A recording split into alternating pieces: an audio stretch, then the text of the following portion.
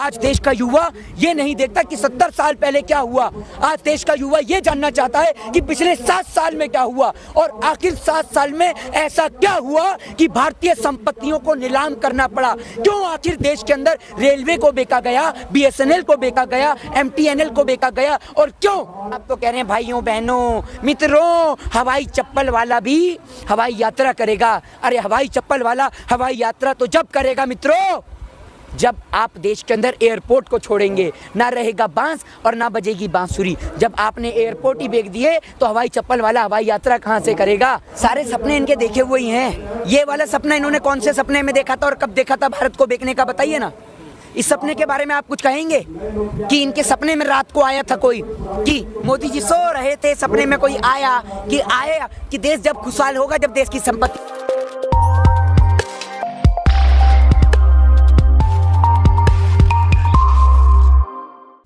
मोहित, युवा दिवस है आज और किस तरीके से देखते हैं, क्योंकि देश में जो युवा हैं वो ट्रेंड चला रहे हैं कि मोदी जी रोजगार दो। देखिए हमारे पप्पा तो गृह मंत्री हैं नहीं जो हम BCCI में सेक्रेटरी या सचिव बन जाएंगे, समझ रहे हैं भैया। हम तो मिडिल क्लास फैमिली से बिलोंग करते हैं।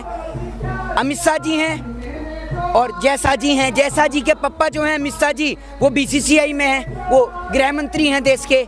तो आपने देखा जैसा BCCI में बन जाते हैं। और आज देश का युवा दिवस है, लगता है आपको देश का युवा दिवस है।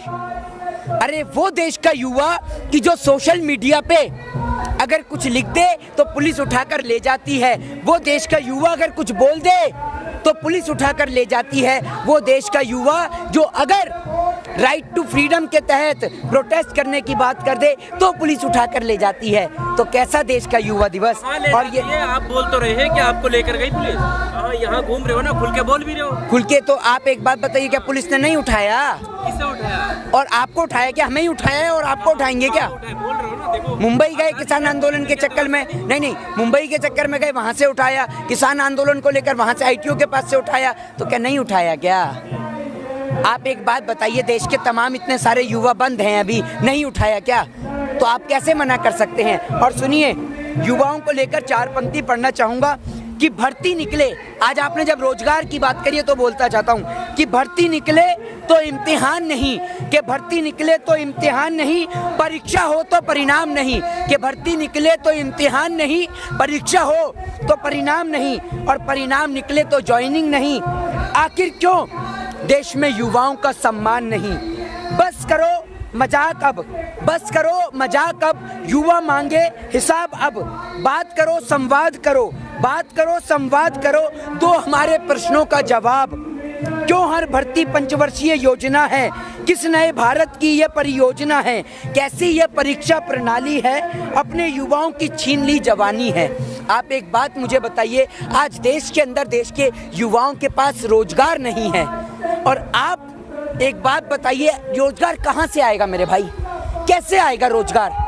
क्या रेलवे को बेचने से, एयर इंडिया को बेचने से, BSNL को बेचने से, MTNL को बेचने से अगर रोजगार आता है तो मेरी किडनियां भी बेच दो अगर रोजगार मिले तो। और आपको एक बात बताऊं कि देश के अंदर हर एक छोटे बड़े इंसान का सम्मान करना चाहिए, क्योंकि पता नहीं कि कब देश के अंदर चाय बेचने वाला देश बेचना शुरू कर दे। आप देख ही लीजिए क्या हो रहा है देश के अंदर। देश की संपत्तियों को बेचने से आपको लगता है कि देश के युवाओं को रोजगार मिलेगा? अभिव्यक्ति की आज़ादी छीनी जा रही है। डेमोक्रेसी कंट्री के अंदर सोशल मीडिया पे तो पाबंदी कस दी, लेकिन नेशनल चैनल पर बैठाल कर जो आप खेल रचते हैं, क्या वो पूरा देश नहीं देखता? क्या उस पर पाबंदी नहीं कसी जानी चाहिए? क्योंकि वो मोदी जी की वाहवाही दिखाते हैं तो उन पर पाबंदी आप मत कसिए। देश का युवा परेशान है, आत्महत्या कर रहा है देश का युवा सिर्फ बेरोजगारी के चलते। 7 साल में बेरोजगारी ने अपने स्तर को तोड़ा, पेट्रोल और डीजल के दाम ने अपने स्तर को तोड़ा। क्या देश के अंदर देश की सरकार को इन सवालों का जवाब नहीं देना चाहिए? आखिर देश के वो प्रधानमंत्री मोदी जो 2014 से पहले भाषण दिया करते थे, आज क्यों इनके मुंह में सत्ता की दलाली का फेविकॉल अटक गया? प्रधानमंत्री मोदी अगर मन की बात से पेट भर जाए और मन की बात से युवाओं को रोजगार मिल जाए तो देश के अंदर सारे कार्यक्रम बंद कराकर सिर्फ आपका एक कार्यक्रम शुरू कर दिया जाए, मन की बात, मन की बात, मन की बात। आपकी मन की बात सुनने के लिए आपको प्रधानमंत्री नहीं बनाया गया था, देश की जनता की जन की बात को सुनने के लिए आपको प्रधानमंत्री बनाया गया था। ये बात आपको समझनी होगी। युवा सड़क पर है, बहन बेटियों की इज्जत आबरू खतरे में है, और आप क्या है, आप तो रैली और कैंपेनिंग में लग रहे हैं। आप तो कह रहे हैं भाइयों बहनों मित्रों, हवाई चप्पल वाला भी हवाई यात्रा करेगा। अरे हवाई चप्पल वाला हवाई यात्रा तो जब करेगा मित्रों, जब आप देश के अंदर एयरपोर्ट को छोड़ेंगे, ना रहेगा बांस और ना बजेगी बांसुरी। जब आपने एयरपोर्ट ही बेच दिए तो हवाई चप्पल वाला हवाई यात्रा कहाँ से करेगा? आप ये बताइए ना।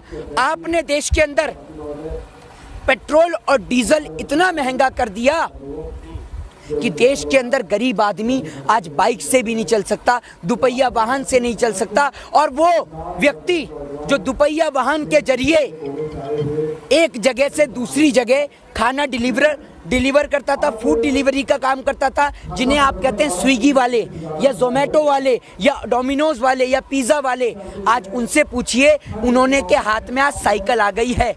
एक व्यक्ति बताता है कि जब वह बाइक से डिलीवरी करता था तो एक दिन में कम से कम 10 डिलीवरी कर लेता था, लेकिन जब आज वो साइकिल से कर रहा है तो वो दिन में मुश्किल से 5 से 6 डिलीवरी कर पाता है। तो ये देश का दुर्भाग्य है। जानब समझ रहे हैं? स्टेडियम बना है गुजरात में नरेंद्र मोदी के नाम से, देश भर में उसका डंका तो बज रहा है। साथ में वो कह रहे हैं कि दुनिया का सबसे बड़ा ग्राउंड है, और ये जो सपना था वो प्रधानमंत्री का उस वक्त का देखा हुआ था जब वो मुख्यमंत्री थे, उसकी आप आलोचना कर रहे हैं। सारे सपने इनके देखे हुए ही हैं। ये वाला सपना इन्होंने कौन से सपने में देखा था और कब देखा था भारत को बेचने का? बताइए ना। इस सपने के बारे में आप कुछ कहेंगे कि इनके सपने में रात को आया था कोई, कि मोदी जी सो रहे थे, सपने में कोई आया कि देश जब खुशहाल होगा जब देश की संपत्ति बेच देंगे? कैसी बात कर रहे हैं आप? और अब स्टेडियम का नाम बदल के नरेंद्र मोदी जी के नाम से अगर रख गया ही है तो एक काम हो ही जाएगा कि गेंदबाजों को फेंकने में और आसानी होगी, क्योंकि मोदी जी तो लंबी लंबी फेंकने में माहिर हैं ही, तो गेंदबाजों को भी और आसानी होगी फेंकने में, तो और तेजी से फेंकी जाएगी। अब आप ये समझिए, देश का नाम नहीं बदलना चाहिए, देश के अंदर नई संपत्तियों का निर्माण होना चाहिए जिससे मजदूरों को रोजगार मिले। देश के अंदर अगर नई संपत्तियों का निर्माण होगा तो उसके जरिए मल्टीनेशनल कंपनियां बनेंगी, तो एक नहीं 1000 युवाओं को देश के अंदर रोजगार प्रदान होगा। रेलवे, बीएसएनएल, एयर इंडिया और एमटीएनएल को बेचने से रोजगार मिलेगा नहीं और घटेगा। ये देश के लिए एक बहुत बड़ा खतरा है, और देश के युवाओं को सोचना होगा कि आज हमने उनके हाथ में देश की कमान को दे दिया है, और आप और हम उस देश के अंदर रहते हैं। और आज जब आप और हम युवा दिवस की बात करते हैं तो ध्यान दीजिए, युवा दिवस की जिसमें हम बात करते हैं, हम उस देश के अंदर रहते हैं कि जब आप गाड़ी खरीदने जाते हैं तो आपको कम टैक्स पे करना पड़ता है, लेकिन जब आप शिक्षा के लिए लोन लेते हैं तो आपको ज़्यादा टैक्स पे करना पड़ता है। तो इन सब तमाम बातों की ओर ध्यान केंद्रित और आकर्षित कीजिए और सोचिए और विचार करिए कि आखिर ऐसे किन लोगों के हाथ में सत्ता की कुर्सी को हमने थमा दिया कि जिन्हों से न खुद संभला गया और न देश को संभाला गया। देश की हालत वैसी कर दी कि आज देश दोबारा से गुलामी की तादाद पे आ गया। वो देश के इतिहास में नेपाल, जिससे हमारा रोटी टुकड़े का संबंध था, वो नेपाल मोदी जी के राज में हमें आंख दिखाता है। वो पाकिस्तान हमारे यहाँ पर सीज फायर करता है, चाइना कभी यहाँ कर बस जाता है, लेकिन प्रधानमंत्री मोदी बात करते हैं तो किसकी, कि 70 साल से कांग्रेस ने क्या किया या सपा ने क्या किया या बसपा ने क्या किया। ये सिर्फ देश को उलझाने वाली वार्ता है। आज देश का युवा ये नहीं देखता कि 70 साल पहले क्या हुआ।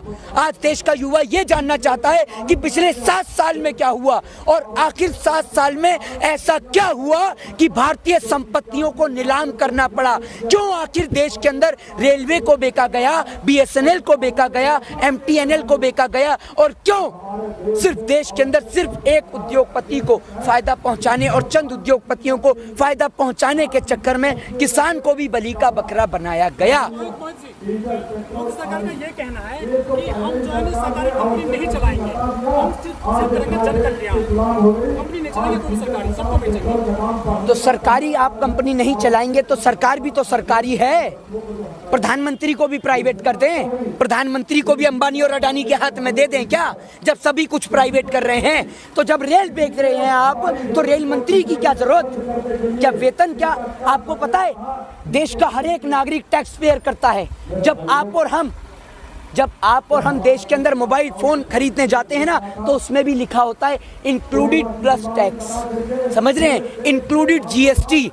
तो आप और हम जब देश के अंदर टैक्स पेयर करते हैं, तब इन जैसे नेताओं को वेतन भत्ता मिलता है। तो जब आप देश के अंदर कोई सरकारी संपत्ति रखना ही नहीं चाहते हैं, तो एक बात बताइए ना, देश के अंदर सरकारी नेताओं की क्या जरूरत, जो आज देश को चला रहे हैं, उनकी क्या जरूरत। जब मुफ्त में उन्हें वेतन भत्ता चाहिए, क्यों चाहिए वेतन भत्ता, नहीं मिलना चाहिए।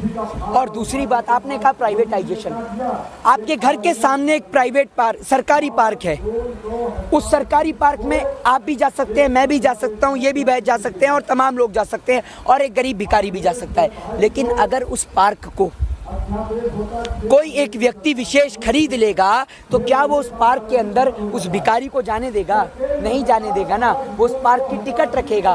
तो आप सोच लीजिए कि जब सरकारी चीज पे हर एक व्यक्ति का हक और अधिकार होता है, तो जब आप प्राइवेटाइजेशन कर देंगे तो वो हक और अधिकार आपसे और हमसे छिन जाएगा। तो आपको और हमें जागना होगा और देश के अंदर बीजेपी, कांग्रेस, सपा, बसपा या अन्य कम्युनिस्ट पार्टी या और तमाम पार्टी या कास्ट और रिलीजन से ऊपर उठकर देश हित के अंदर देश के लिए सोचना होगा कि देश के युवाओं को कैसे बेहतर से बेहतर रोजगार प्रदान किया जाए और भारत देश की इकोनॉमी को, भारत देश की जीडीपी को वापस कैसे पटरी पर लाया जाए। मोहित जी, यहाँ पे आंदोलन चल रहा है, यहाँ धान वाले किसान या गन्ने वाले जिनको पेमेंट नहीं हुआ है कई साल से, ना उनका पैसा बढ़ाया 4 साल से करीब, लेकिन जो कृषि मंत्री हैं वो कहते हैं कि बांस की खेती करिए, उसमें बहुत पैसा है। एक बात मुझे बताइए, कृषि मंत्री क्या बांस चबा लेंगे?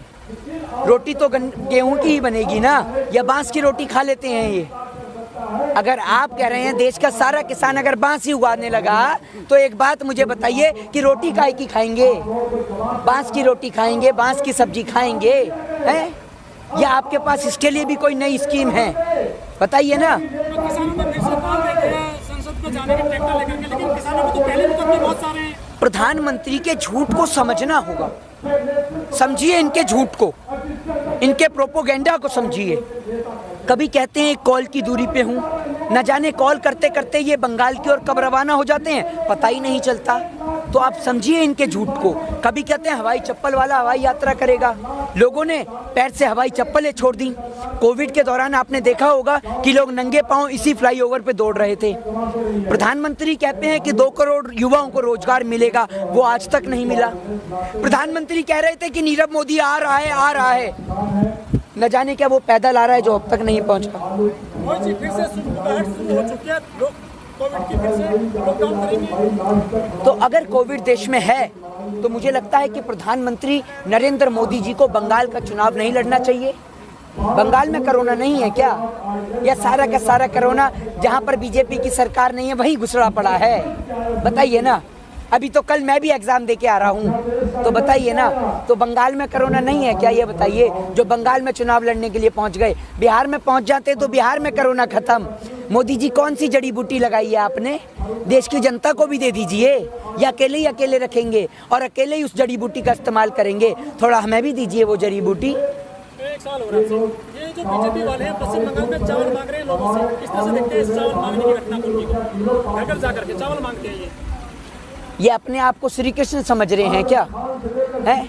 नहीं, ये सुदामा बनकर जो चावल इकट्ठे करके क्या साबित करना चाह रहे हैं ये बताइए। आप अगर श्री कृष्ण का प्रोसेस अपना रहे हैं तो श्री कृष्ण भी कहते हैं भगवत गीता के अंदर कि राजा से बढ़कर होता है देश का किसान, देश का अन्नदाता। राजा सिर्फ अपने राज्य का पालनहार होता है, लेकिन किसान पूरी मानव जाति का पालनहार होता है। और आप देश के अंदर नए नए ढोंग धतूरे रचते रहते हैं, और आपको चावल की क्या जरूरत पड़ गई? आपके तो कुछ नेता कोकिन से ही काम चला रहे हैं। तो आपको चावल भी चाहिए क्या कोकिन के साथ में?